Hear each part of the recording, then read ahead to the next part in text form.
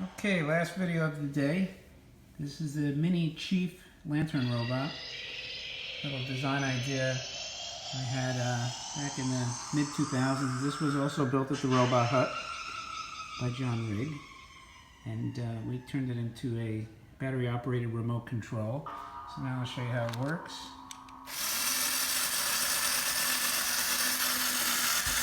There's a post in it so it changes direction.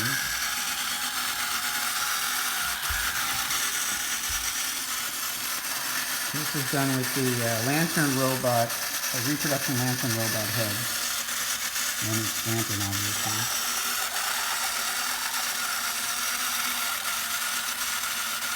It's a neat little custom, one of a kind.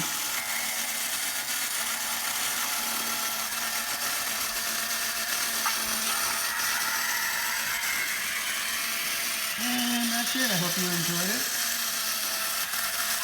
And stay tuned.